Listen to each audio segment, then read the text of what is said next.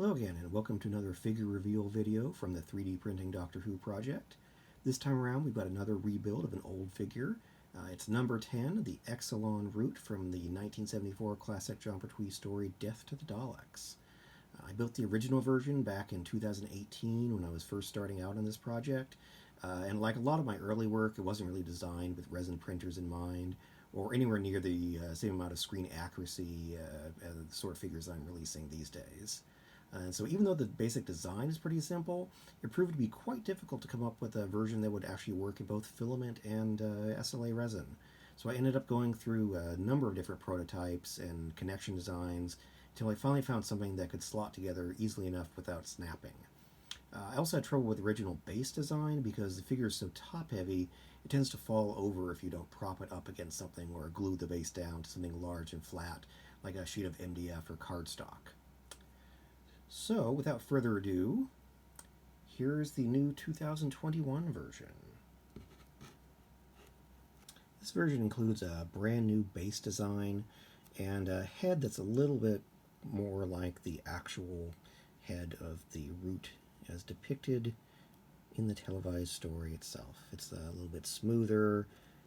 It's been shaped in an actual 3D modeling program instead of just Tinkercad. You can see we've got quite a large range of movement. I can't actually move the camera back far enough to show you it. It's set it all the way up, but it can reach quite tall, or it can curve around.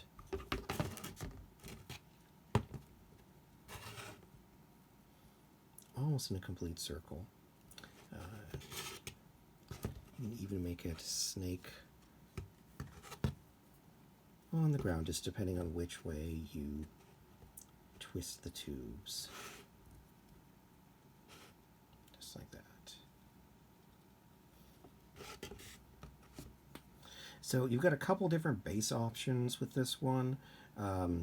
This particular one right here is the thinner option, which you can see does have some slight problems where it tends to curve a little bit.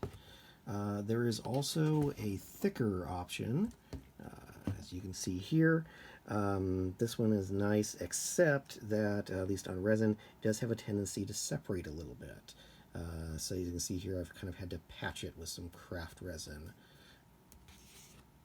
Let's see, the thicker version has a little bit more weight to it, so it's a little less likely to fall off your shelf, but you've got a pretty good base even with the thin version there. And one thing I do want to mention about this is that the plug on this, if you're doing the resin printed version, you will need to use some flexible craft resin. The stuff I generally use is this Tech Tenacious. It's pretty expensive stuff. It costs about $65 a bottle, and that's in US dollars. But the good thing is you don't have to use that much of it. Only about 20% by volume will give you just enough flexibility that the parts, these tiny little thin connector parts here, will bend rather than break. So you can see I can just barely bend it, which is just enough to get it into the hole. Now, on this particular one, I've got 4 linking segments. I mean, technically you can do as many segments as you want. Really, I think it probably looks better with only 3 if you're looking for something that'll fit on a regular size shelf.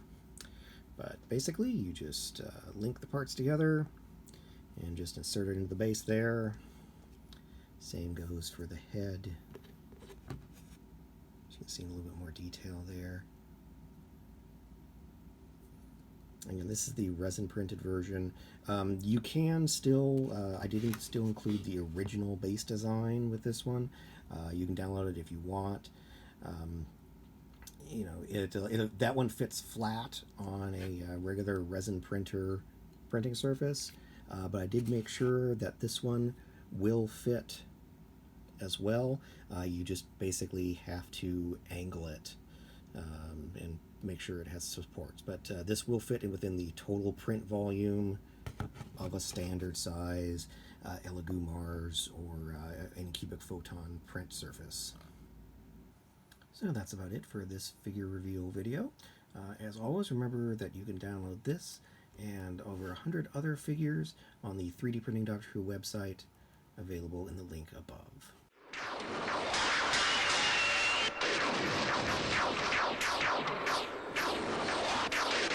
Oh, good shot, sir. Yes, a palpable hit.